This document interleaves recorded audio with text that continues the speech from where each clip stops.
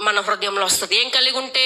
ఒక తీర్మానం. అందుకే నేను అంటాను, ప్రతి సంవత్సరం కూడా ఒక తీర్మానం తీసుకోవాలి, ప్రార్థించాలని తీర్మానం తీసుకోవాలి, క్రమం తప్పకుండా వాక్యం చదువుతానని తీర్మానం తీసుకోవాలి, ఉదయకాలమే ప్రార్థన చేస్తున్న తీర్మానం తీసుకోవాలి. ఒకవేళ సంవత్సరం నువ్వు ఏది చేయకపోయినా నూతన సంవత్సరంలో అది చేయగలగాలి. దేవునికి స్తోత్రం కలుగును గాక.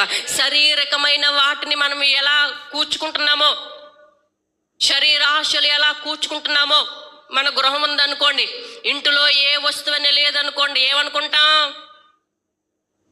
ఈ సంవత్సరం ఈ వస్తువు నేను కొనలేదు, వచ్చే సంవత్సరం అయినా మా ఇంట్లోకి ఈ వస్తువు కావాలని కోరుకుంటామా కోరుకోమా? చెప్పాలి. అది అయ్యే వరకు ఎవరు ప్రాణం తీసేస్తాం? మన భర్తల ప్రాణం తీసేస్తాం. నాకు అది కావాల్సిందే, నాకు అది తెచ్చి పెట్టవలసింది అంటాం. అసలు శారీరకమైన విధానాలే ఆ విధంగా మనం పట్టుబట్టేస్తే ఇంకా ఆత్మీయంగా ఏ విధంగా బ్రతకాలి, ఏ విధంగా ఉండాలి? దేవునికి స్తోత్రం కలుగును గాక. ఆధ్యాత్మిక జీవితాన్ని బలపరచు. క్రైస్తవం అంటే మామూలు విషయం కాదండి. దేవుని నుండి ఆశీర్వాదం పొందాలంటే ఊరికనే రావు. మనం చేయవలసిందల్లా దేవునికి చేయాలి. దేవునికి స్తోత్రం కలుగును గాక. ఎందుకంటే ఆయన చేయవలసింది అంతా ఆయన మన కొరకు చేశాడు. చివరకు ఆయన ప్రాణం కూడా మన కొరకు అర్పించాడు. అయితే మనం ఏం చేస్తా ఉన్నాం?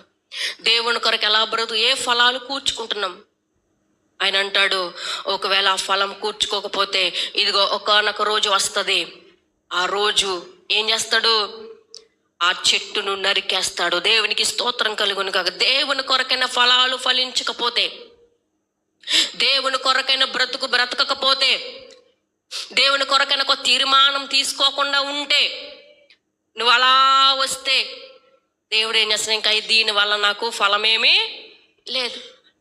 ఒక చెట్టును మనం ఎంతో ప్రేమగా నాటుకుంటాం, కాయలు కాస్తుందని. అది చాలా సంవత్సరాలు కాయలు కాయకుండా ఉందనుకోండి, ఏం చేస్తాం? ఈ చెట్టు వల్ల ఈ నేల కూడా వ్యర్థమే. ఇక్కడ ఏదన్నా వేరే పువ్వులు వేసుకుంటే చాలా శుభ్రంగా పువ్వులైనా కాస్తుందని చెప్పి ఆ చెట్టుని మనం కొట్టేస్తాం. ఒక్క నిమిషం కూడా ఉంచాం. కానీ దేవుడు మనల్ని కూడా ఒక్క నిమిషం కూడా తీసేస్తాడు, తీసేయాలంటే. కానీ ఆయన కృపామయుడు, ప్రేమామయుడు. దేవునికి స్తోత్రం కలుగును గాక. ఎలాగైనా సరే ఫలాలు ఫలించేలాగా నా బిడ్డను చేయాలని ఆయన ప్రేమతో చూస్తూ ఉన్నాడు. దేవునికి స్తోత్రం కలుగును గాక. ఈ దినం ఆయన ప్రేమను చాలా మంది తక్కువగా అర్థం చేసుకున్నారు. ఆయన ప్రేమను అర్థం చేసుకోలేకపోతున్నారు, ఆయన కృపను అర్థం చేసుకోలేకపోతున్నారు. అందుకే సమయాన్ని వ్యర్థపరుస్తున్నారు.